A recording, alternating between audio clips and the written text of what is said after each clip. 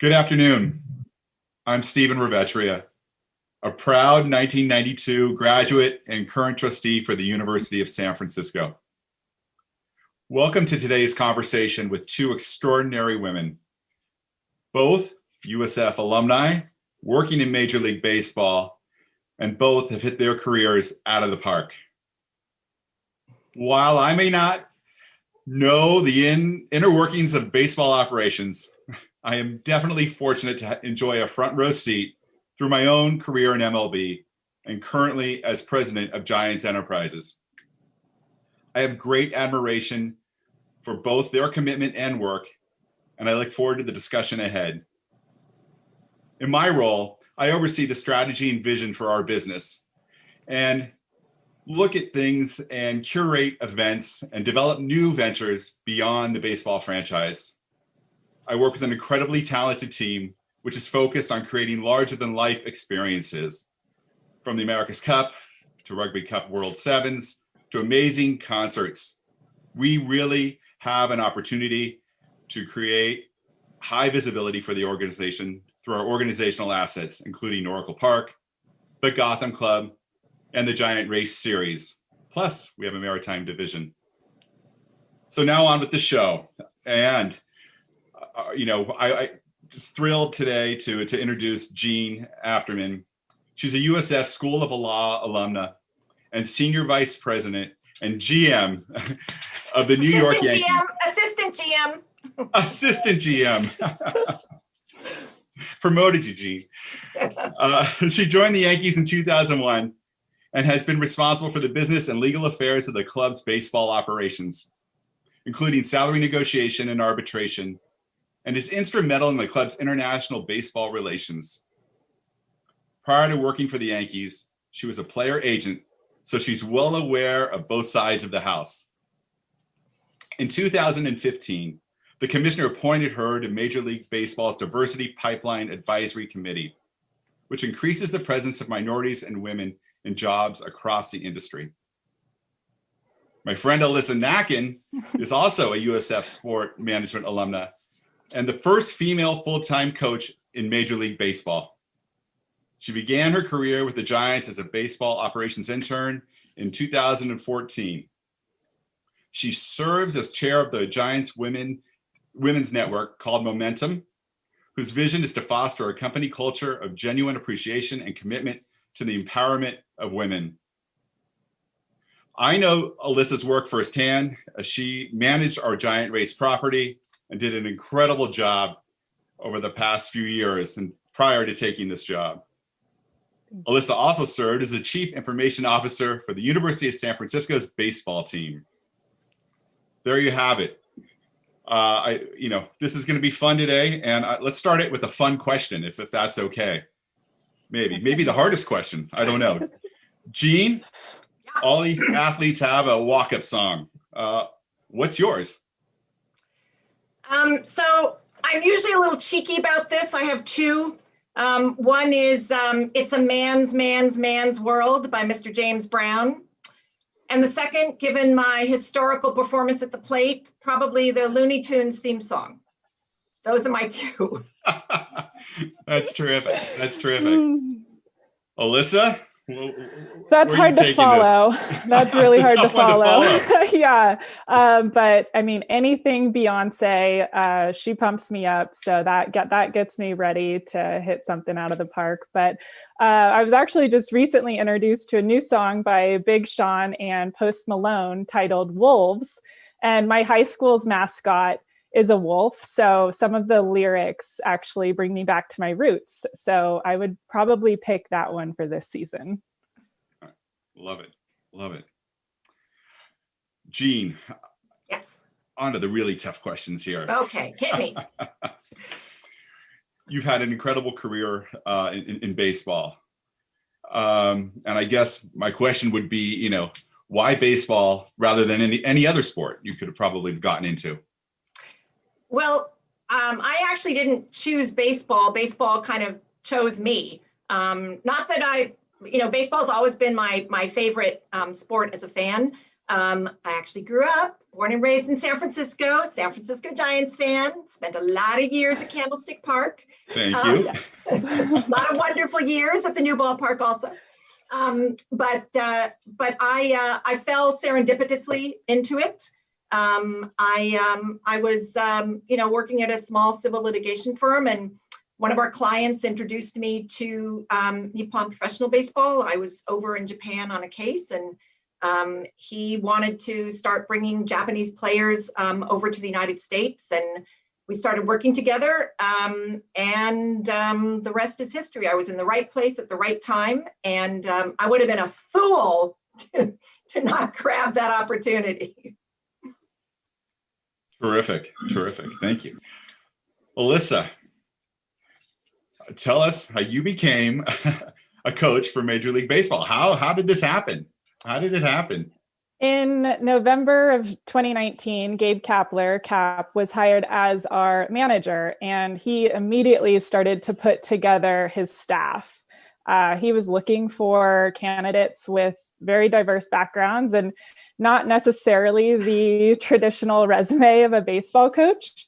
And simultaneously, I was actually in conversations about transitioning out of my previous role and into a role within baseball operations. So Cap and I were involved in a couple of projects in late November and early December, and that then led me into the interview process for the assistant coach position.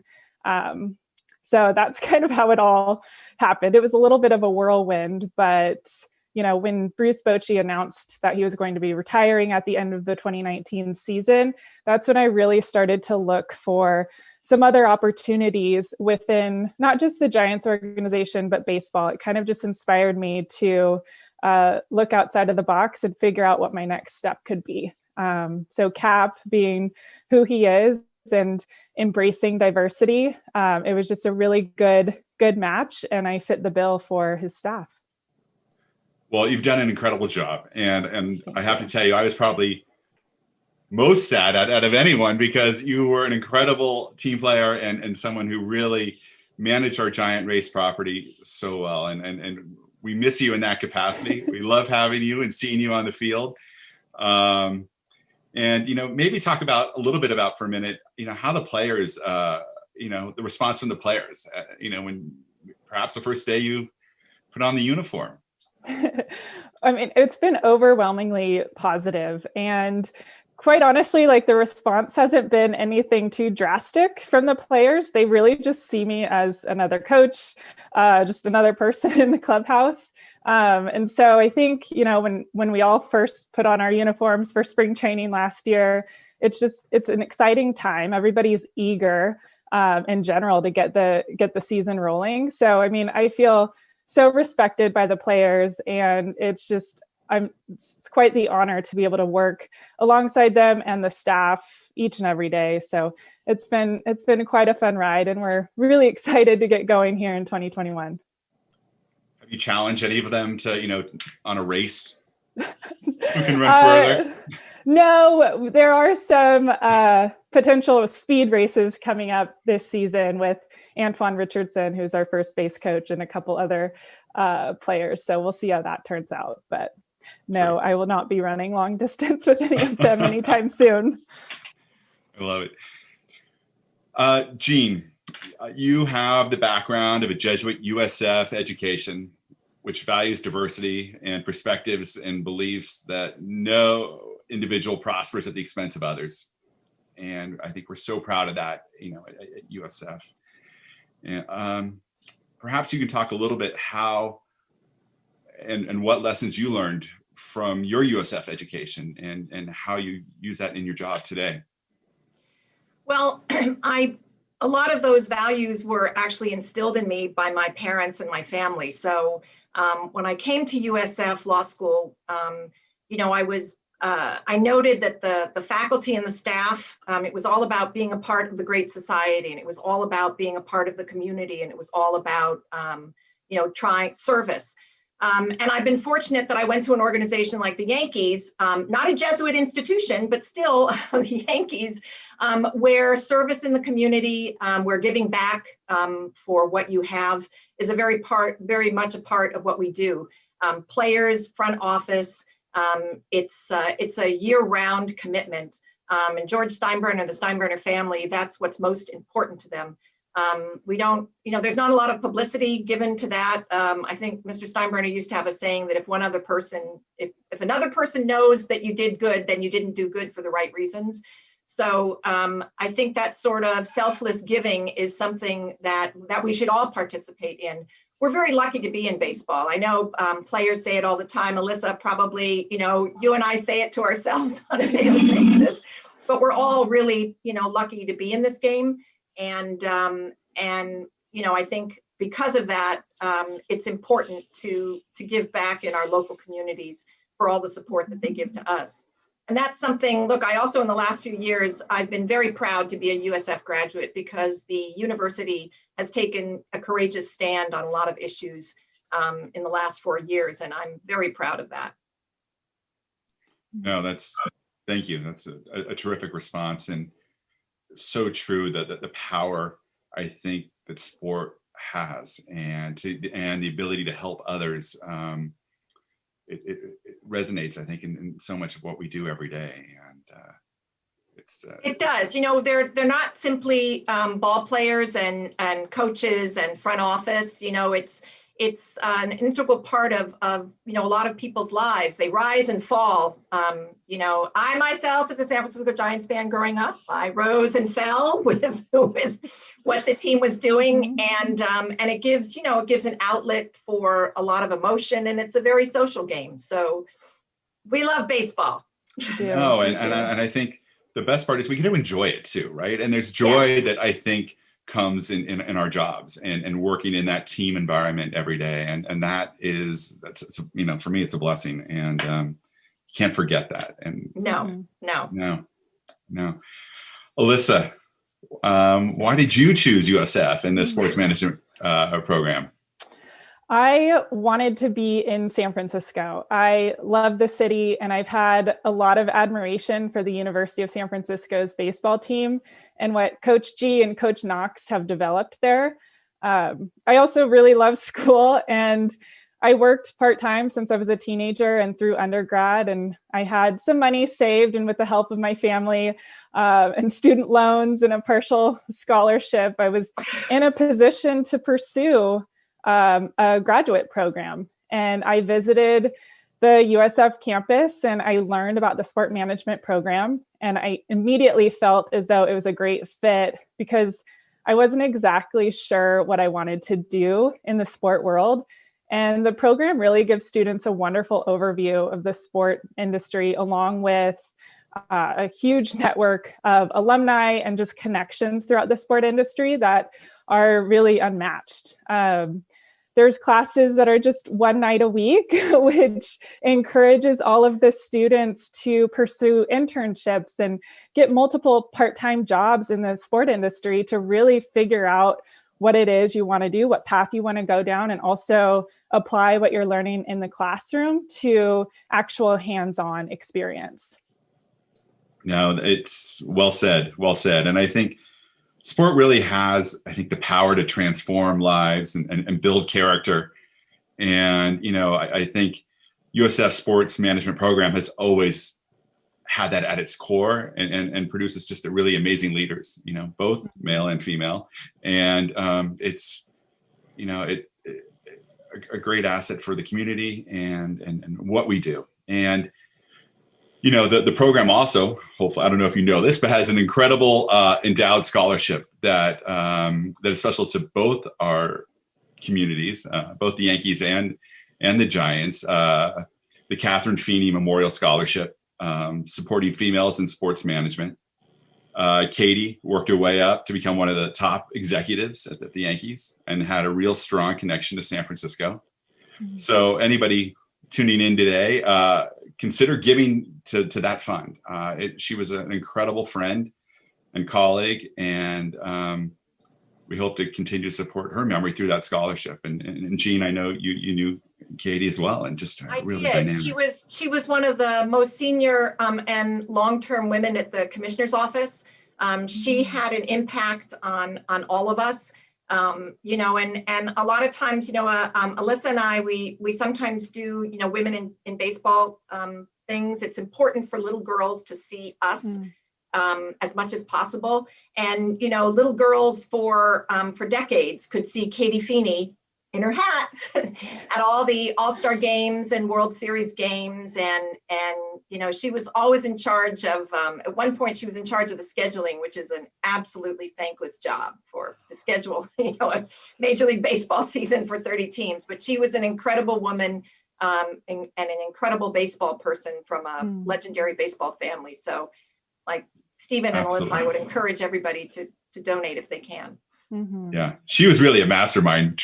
Imagine just those in the audience trying to figure out how to schedule and how to make it all work, and all the nuanced travel plans. It really a real testament to just a really brilliant individual, and so yes, incredible.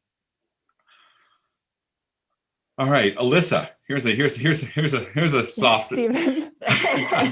Here's an easy one for you. What food are you looking forward to most when we return to the stadium?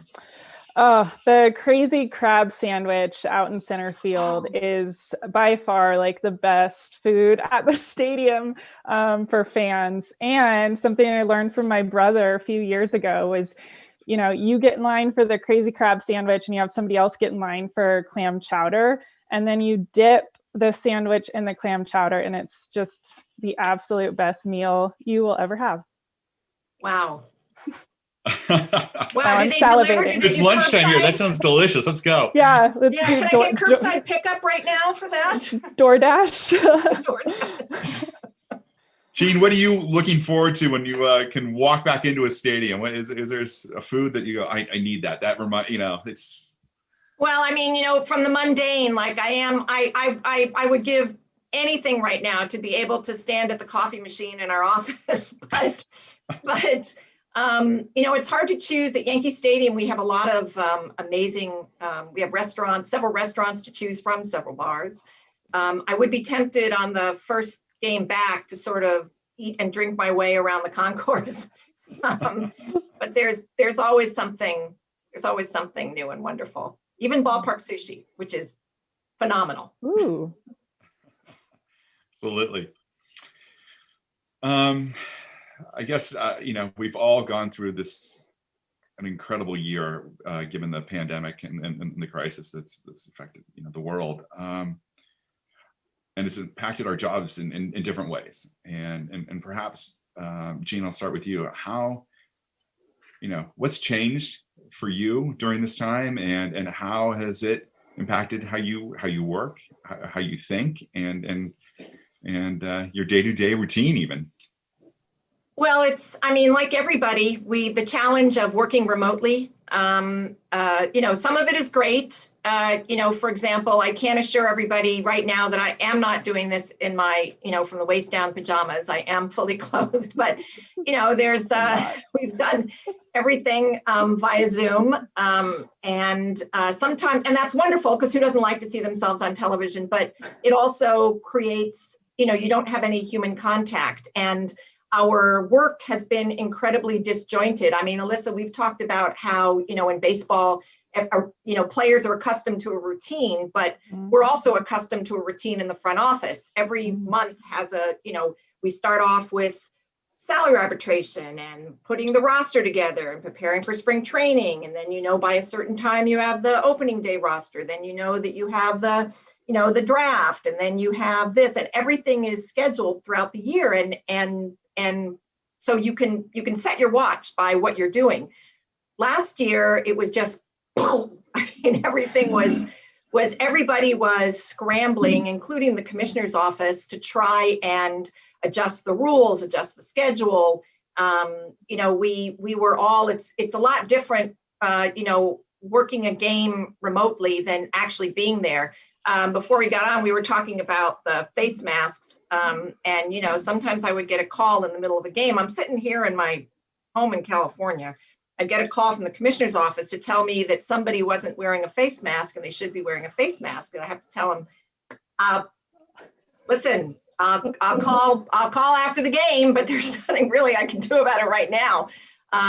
So I think those were, you know, there were tremendous challenges. There were challenges in trying to win a 60-game season. There were challenges in where every single game, Alyssa, you and the coaching staff probably had like every single game is worth like 3 or 4 games. Yep. Exactly. So, you know, I think we can be really proud in Major League Baseball that we made it through, all the way through. I never thought we would, but we made it all the way through. We did. And, you know, life goes on. We look forward to a new season that hopefully gradually will be returning to the way it's been for 100+ years. Yeah. No, absolutely. Absolutely. Alyssa, I guess the same question. And I'd be interested also to hear your perspective on, you know, you were traveling a lot during that time and how that, you know, impacted you and your day-to-day routine. I mean, that added a whole nother layer of, you know, you're not sitting in your home office. You're out on the front lines, you know, so maybe you can share a little bit of that insight with us. That would be great. Yeah, it was just a unique year, obviously, all around. And most of our coaching staff was brand new to these roles in this organization as a staff. So we were still trying to figure out what our routines were in a regular non-COVID year. And then we get hit with this. And, you know, I think you look for like silver linings, and it wasn't like we felt like we were thrown out of rhythm because we hadn't really found our rhythm yet as a staff. And so we were able to just take what was thrown our way and adapt and adjust and remain as efficient as possible with what we could control. We realized and talked about it endlessly that there's so much we can't control, but there's quite a lot that we can control. So how are we going to show up for the players day in, day out and make them feel as ready and prepared as possible to go out and compete this season?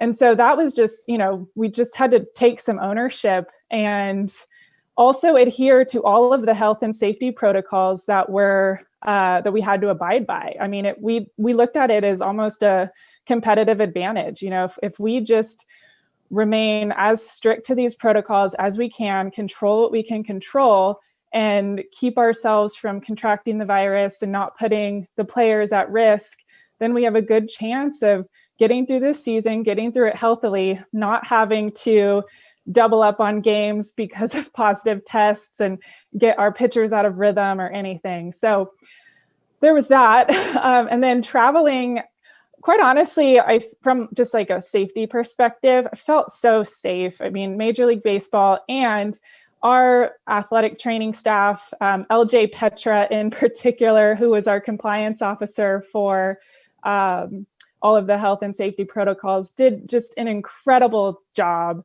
that, I mean, I don't know how I would have been able to do it. And it was just, there's so many things we had to follow and adhere to, and they held us all accountable. And we in turn held each other and held ourselves accountable to get through it.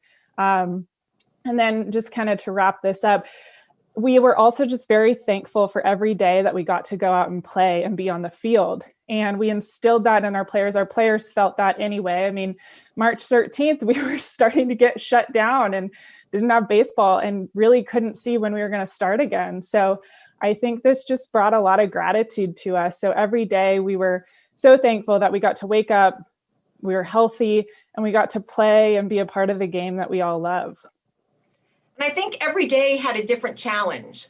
You know, there was something that would come up because of the pandemic, and every single day there was a new challenge. You know, there was a scramble to try and meet that challenge. But I echo what Alyssa said. I mean, our training staff they were like the superstars. I mean, that they held, you know, they held everybody together. They worked 24/7 to keep everybody safe. And it was like, you know, the traveling party of which you're a part of at the Giants, they were, an organism, and they had to work together. And you're right, hold each other accountable, and make sure that the season could go on to the next day and the next day and the next day, because at any moment there was a concern that you could be shut down, with one test or 7 tests, 7 positive tests. So it was certainly a new world order. Definitely. Well, speaking of new world order, we had an inauguration a few weeks ago, and I have to tell you, as a father of an incredible daughter who she's 10 years old. It was a really proud moment to see Vice President Harris there, and it made me just emotional that my daughter can do anything, and I think she's realizing it through the work that through what you're doing. And I think Vice President Harris at the time said, "You may be the first, but I know you certainly won't be the last." And I thought it was something that she wrote, and I thought it was really poignant. So I'm going to ask you, what's your advice for women who want to break into baseball or any other male-dominated industry? I mean, these are really important times, and the influence that you both have is incredible. And I hopefully you don't forget that, but also hopefully you have some really good pointed advice too, there's so many that want to be in a similar position to you, I think, at some point in their lives. So Jean, perhaps you'll start with, what would you say to them? Well, I would, one of the things that I think I'd alluded to before, which is that, little girls, teenage girls, young women, they need to physically see women in these positions. And that's why, Alyssa, your being on a major league, in a major league dugout is so important, because, little girls and little boys yes. can see, women in these positions. And if you can see women in these positions, then you can envision yourself, in these positions. And I think that, from a front office perspective, and I think also from a coaching perspective, it's not a matter of physical strength. It's a matter of brain power, and brain power is gender neutral. Although, I tend to think women, no offense, Stephen, but I think women are a little bit smarter. But anyway, none taken. It's a gender neutral thing. So, I think hopefully we're entering into, a new world order where really it's your talent and your intelligence, your thinking outside the box, your ability to inspire others. Hopefully all of these things are important, rather than, your gender or your brute physical strength. But women they should know that these jobs are possible and available. And, sports management programs, law school, it's still a man's world, unfortunately. And women have to be bigger, better, faster, smarter to get the same jobs. I happen to think we are, but you still have to be bigger, better, faster, smarter. So sometimes you have to have just a little bit of an edge, but the jobs are there. You have to go for it. Go for your dream. Absolutely. Great advice. Alyssa, would you like to share? Yeah, that was well said, Jean. I would also just echo, I would tell what other women, play to your strengths, even when they are stereotypical.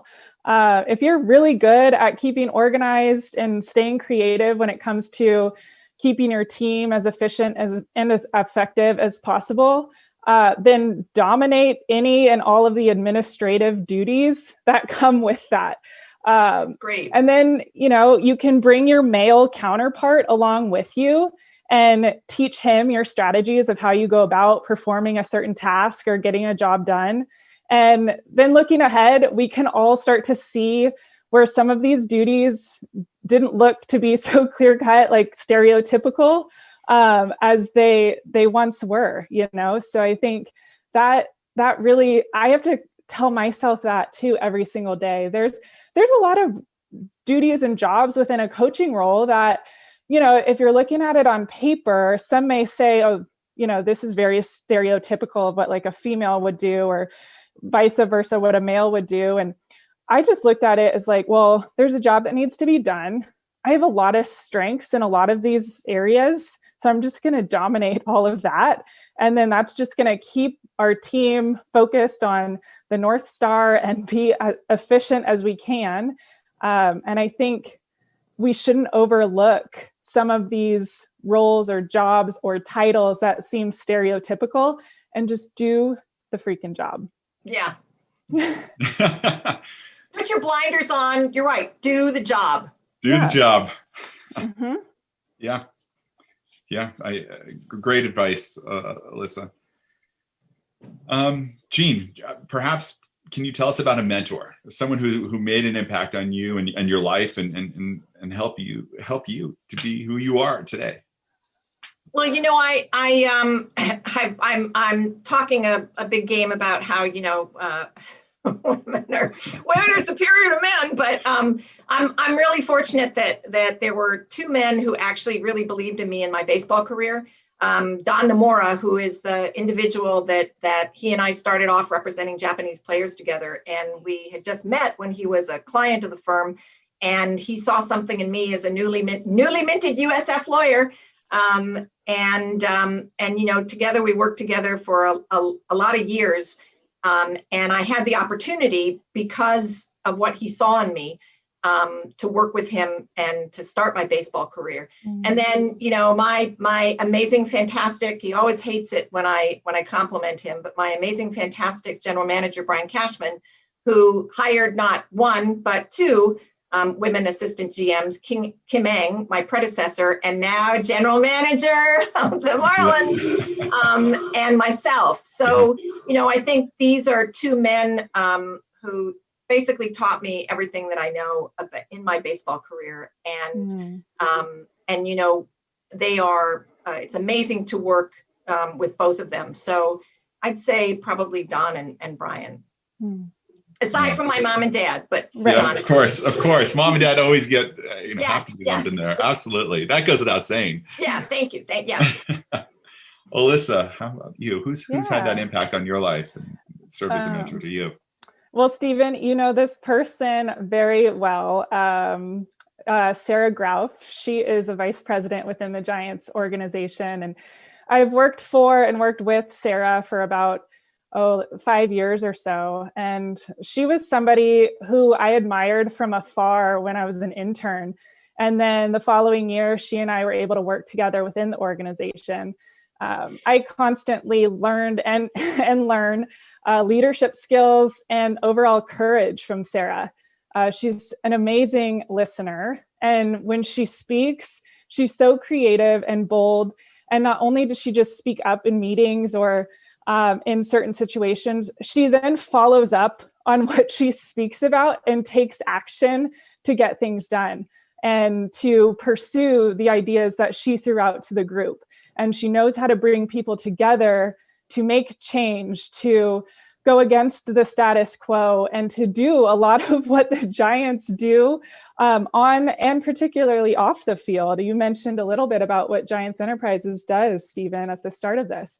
Then also, it never would have been accomplished without Sarah. I know Sarah so well. I have to agree with you. She's an incredible leader, an incredible friend, and I've worked with her now almost 20 years, and she's such an important part of the fabric of our company and our organization. And to see how she's mentored not only you, I know it's been many individuals across the company, and absolutely.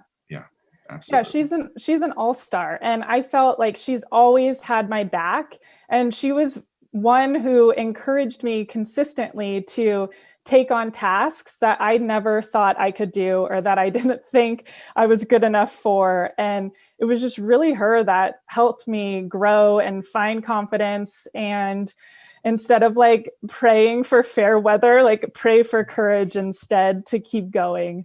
So I'm, forever grateful for Sarah, and not just her mentorship, but her friendship too.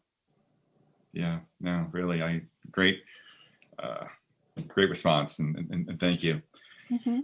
Jean, you're on the front office side, and so perhaps maybe you could talk a little bit about what attributes you're looking for when you're hiring, and what's going to be important to you if someone sends their resume and says, hey, what is it? Well, I'll start off with what what always turns me off whenever I get a letter and a resume, two things. One is I still get Dear Mr. Afterman. And yeah. Oh boy, there's an error. There's a big error. I still get Dear Mr. Afterman. And then I circulate that resume and cover letter in baseball operations and I say, over my freaking dead body is this person coming into this organization. But so I also, I think when you're applying for a job, it's not important to say that you're the biggest Yankee fan that ever lived, because that's not really an attribute that is very useful in a front office. And also, I do think that it gives you maybe, we don't want fans in front offices. You lose your perspective. We want people, you said, Alyssa, do the job. We want people to do the job. And there are some certain things right now, like, look, I will always look at a USF law school graduate. We're looking for, a lot of times now we're looking for bilingual people. I think that's a really important aspect in baseball. And so few bilingual people tend to apply for these jobs. The pendulum now in a lot of baseball front offices are predictive analytics. So we get a lot of those resumes. And the other thing that we look for, actually now we have a dedicated, Brian and I have a sort of a mandate that we need to look for diverse candidates and gender diverse candidates. So whenever those resumes or applications come in, those folks are given a lot more first look over the others. But I think it's a combination of, personally, I like to see somebody, since I was a non-traditional student and I have a non-traditional background, I want to see somebody with a non-traditional background, because I think you bring so much more to a front office than somebody who has had, just been a former, been a player, been in baseball. So that's what I look for. I look for diversity and diversity of thought. No, that's well, I was just going to say, I agree with you. Diversity of thought is critical. And yeah, sure, I like to see the USF, on the resume. That helps in getting my attention. I'm not going to lie, but I will tell you, it is the diversity of thought.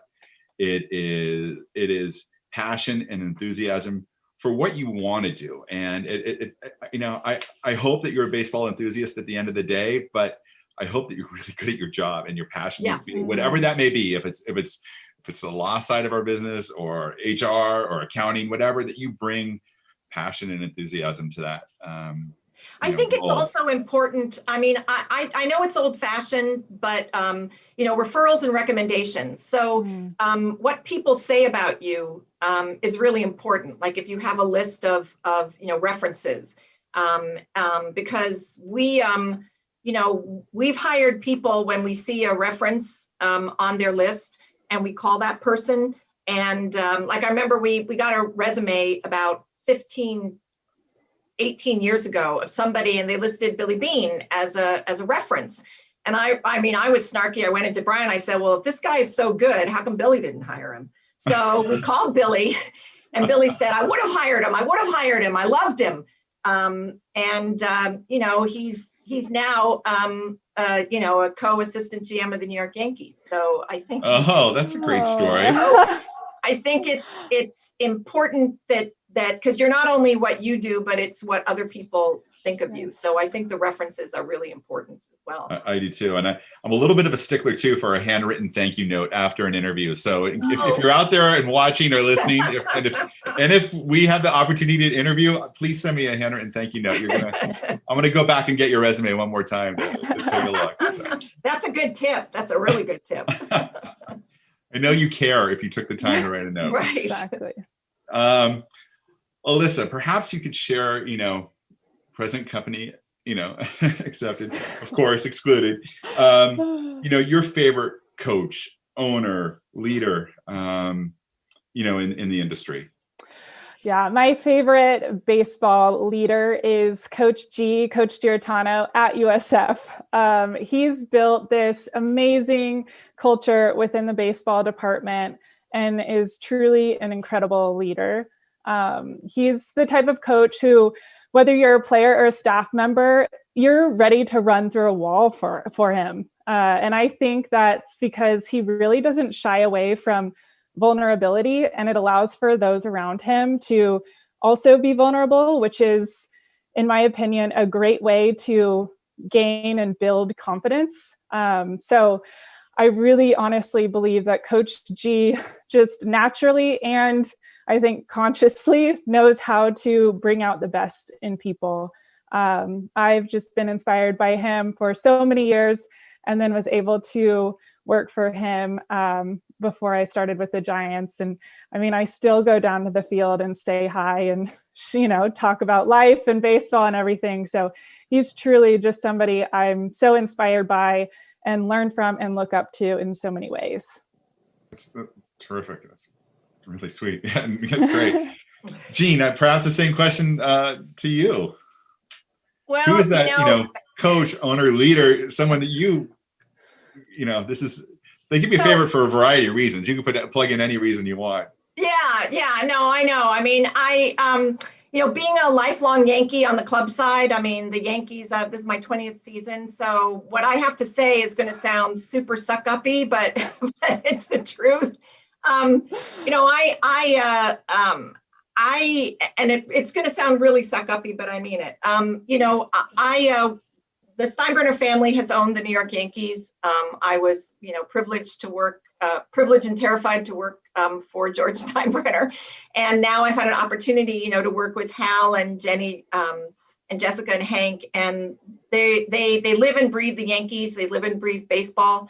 For me, I don't know any owner that has, maybe yours does, but, single-minded vision of wanting to enhance the franchise and a single-minded vision of what they want to do for the fans of New York City. So, they get I wish I could do it anonymously so it wouldn't, sound the way it sounds, but I really admire them for, what they do for the franchise,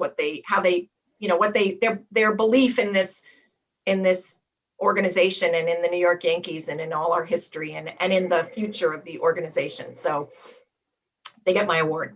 No, I think that's a terrific response. So thank you. I think there's someone in the audience. I know someone's going to ask this. And in my mind, someone is going to say, hey, how about Seinfeld and the Steinbrenners? Is there any truth to any of that? I mean, was there an office like that? Well, I do have a story that when I was in spring training one year, and I think Seinfeld was trying to get a hold of Mr. Steinbrenner to appear in like the final episode or something. And we had a very funny woman who would answer the phone. And I was walking by her desk once, and she would answer the phone, and she'd go, "No, he's not here. No, and no, you're not Jerry Seinfeld. No, go away." And she would hang up the phone. I think Seinfeld eventually did get through to George, but yeah, but I also can't tell you, there's a big difference between being the assistant general manager and the assistant to the traveling secretary or whatever George's title was. So yeah, I do get often a lot of, "Oh, you're George Costanza." And I'm like, no, I'm not. I love it. But he was a legendary figure. I always tell people that everything you heard about Mr. Steinbrenner, good and bad, it's all true. Yeah, that's great. Yeah. Alyssa, Jean mentioned it a moment ago. Analytics. It's become a big part of MLB and baseball, and maybe you can talk a little bit about that in this last year. How's that impacted your job, and what how often are you looking at these, this data? Yeah, I would say just like the biggest impact, and just one thing that I think is really interesting and kind of just shows how big sabermetrics and data analytics, how big of a role they play in baseball, is that we have an all just coaches text thread. So our full staff, we have, one text thread that we're all on, but our two analysts are on it as well. So in just about every decision we make, our analysts are heavily involved in those decisions, on the field. And when I say involved, I don't mean that we just rely on them, but, our strategy as a staff and with Cap as our leader, like we rely heavily on looking at all situations from all angles, including an analytical perspective. So, I mean, the person I've communicated the most with this off season has been our analyst. And it just shows like they play a huge, huge role in all that we do from a development standpoint, but also in-game strategy. No, that's terrific. Thank you. I always tell our analytical staff whenever they come talk to me, I was like, listen, I hate math. I've always hated math. So I'm just I'll do the contracts for the vendor, but I've explained it to me like I'm a 7-year-old, exactly what this is supposed to do. And most 7-year-olds know more than I do about predictive analytics anyway. So there you go. Yeah, no, it's part of it's fabric of the business now. And yes, it is. Yes, it is. Jean, let's talk the defensive shift and what, are you for, against it? What, and perhaps explain to those who don't know what the defensive shift is, your reasoning or your thoughts, because this is another big topic in baseball right now. Yeah, I mean, there's a lot of things. Look, I think as a general principle, I sort of, I don't like when you try and suppress an idea that comes from, intelligent thought. That sort of goes against my craw. I think it goes against my USF education also to try and suppress something that comes from, a lot of rational and intelligent thought. And the defensive shift is to move your fielders around to where, you think the ball is going to be hit. And we've got a lot, and that's data that we know. That's information that we know. These are things that we can extrapolate from. So, I also recognize though that, playing the game involves actually getting on base. And if you're incredibly good at predicting where the ball is going to be hit, then nobody's going to make it to first base. So I think there has to be, a balance. I don't know where that balance is, but I do think that it's all a part of the strategy of the game, moving your fielders around. I mean, now, Alyssa, this now, fielders have little cheat sheets, even in the outfield. So they'll check their cheat sheet to see where this guy might be hitting the ball, and they'll, sort of move accordingly. So personally, I don't think you should, it can't be banned. I know there's a lot of calls to ban it. And I think that you have to let the game go where intelligent thought is taking it. And if you're going to ban the defensive shift, then you have to sort of ban all of the innovations of the last 10, 20 years. And then you have to freeze the game as if it's encased in amber. So I'm for it. I'm also for the universal DH. By the way, ditto. I'm an American leaguer. I just want to put that out there. Well, thank you. Perhaps now moving on to, an issue that, that was certainly in the news this past year, way beyond baseball, but something I think that sports can really have a voice and have a say. And that's, the power to celebrate common humanity, regardless of your faith, race, culture, beliefs, gender, ability. It really can bring us together in a really unique and powerful way.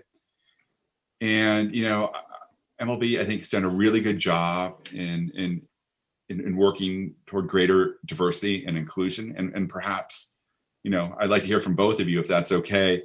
Where is there more work to be done in this area? And Jean, I'll start with you, since I know you've been working with the commissioner's office really closely on some of this. And maybe some thoughts. I think baseball has, in the last few years, made great strides in this area. Obviously there's a lot more to be done. We have the diversity fellowship pipeline, the idea that we want to start bringing more diverse and gender diverse candidates in, even at the ground floor. They work their way up so that by the time they're interviewing for an assistant GM or a GM job, these are fully qualified candidates. And it's like it's a program to pipeline people up to the top. I also, not to be cynical, but a lot of times people don't do the right thing until they're forced to do it. So, the commissioner's office has a lot of programs where they try and incentivize diversity within the clubs, and a lot of times that really helps. But we do have, even in society, we have a long way to go. But I think that, Billy Bean at the commissioner's office has worked tirelessly on inclusion. And the commissioner just hired Michelle Meyer-Shipp, who is a dynamic force for change. And she has a seat at the commissioner's table.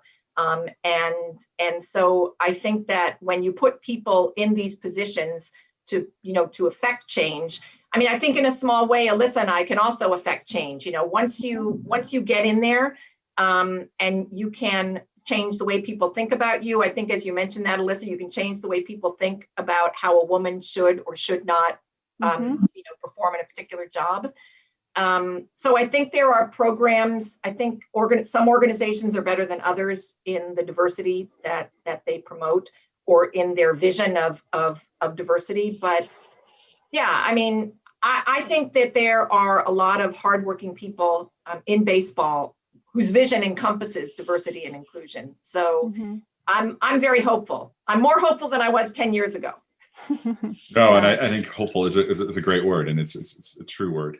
Alyssa, do you mind sharing some of your thoughts? Oh, yeah. Well, I think number one, MLB has a whole diversity and inclusion arm within the commissioner's office with people dedicated to enhancing and promoting diversity and inclusion throughout the league and within the clubs.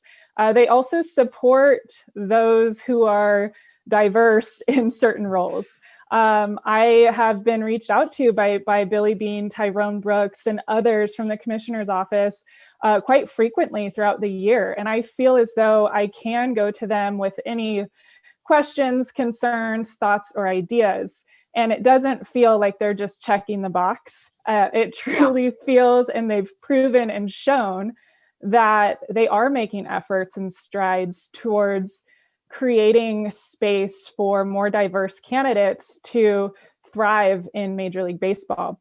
One thing I thought was just so interesting and almost mind-blowing was that previously, prior to the 2020 season, there was no space in a clubhouse for a female to use the restroom or change or shower comfortably. And, early in 2020, before spring training started, I was hired, and MLB sent a mandate to all of the clubs saying, you have to go through some capital improvement projects and create a space for women to change and shower. And there are so many women that work in Major League Baseball and for these clubs that travel, that are in the clubhouse. And just about every place that we went in 2020, the other women from the other teams, whether they were analysts, strength coaches, or others, would come to me and just say, thank you. I now don't have to put my clothes under a table in a corner and try and find a space to change. And, I think that was just a big improvement, but it also shows just how far we have to go. Come on, it's 2020 and we're just now finding spaces for females to put on their uniform to go to work. It's ridiculous. I got that mandate because that's one of the things that I would have to distribute. I got that mandate and it's fantastic. But I also thought to myself, I've been, excuse my language, I've been dragging my ass in and out of Major League clubhouses for 20 years, with no toilet to use. And gosh. It's yes, you're right. It's shocking that it took 2020 to. And I think just like the other side of it is also when we're talking about diversity, inclusion, like you're also talking about being around people that don't have the same thoughts as you or the same outlook or the same viewpoint. And to some of us, it is challenging to go into a conversation and not necessarily argue, but like look at different sides of things. And it makes us a little bit uncomfortable, but that's truly where you grow as an individual, we grow as a society, and we come to solutions in different and diverse ways. So I think that's just something we all need to look at internally and just be ready to surround yourself with people that don't think the same as you. There's only like benefit in that. It's challenging, yes. And, but I think that that's so important and should also never be overlooked. And I think a clubhouse is a perfect example of that. Yes. In a clubhouse, you have people from different countries, different cultures. You have people from the South who think differently from people in the North. We have, and they all somehow manage to come together, function as a team, work together, love each other, and, win a championship together. I think clubhouses have a lot to say about overcoming your differences for a common goal. Absolutely. Yeah. Well said. Well said. Now we just got to get all those clubhouses in Congress. Exactly. That's true. No, thank you both for, as we begin to wrap this up, for, just your inspiring, your thoughtfulness, this conversation today. I think, something that I think about often is, I think sports can be really distorted if we lose the sight of the sheer joy it brings to us. And I hopefully that resonates in everything that we do, both as an industry and as human beings. And obviously we like to strive for excellence in sports. And I hope that, something that USF taught me is that it's really important also to aim for excellence as a human being. And it's, so grateful for my USF education, for them bringing us together here today. So I think as we wrap this up, I'm going to ask the same question to both of you. You are, I think, really both living your own field of dreams, right? I mean, I think so many people aspire to where you are. And, what's next for you? What, at least maybe in the short term, in the next 5 years, you're living the dream. So what more is there? So, Alyssa, why don't you take that one first? Yeah, I think, when I think about this question, like, where do you see yourself in 5 years? I look back at 5 years ago and where I thought I saw myself then. And I was just, graduating from the USF graduate program 5 years ago. And I never thought I was going to be here. And what is really important and what I've learned the most over the last 5 years and what I want to continue on doing these next 5 years and beyond is to really embrace the twists and turns that come your way. I'm a pretty regimented person. I like structure. I like to follow, some guidelines to get to a certain point.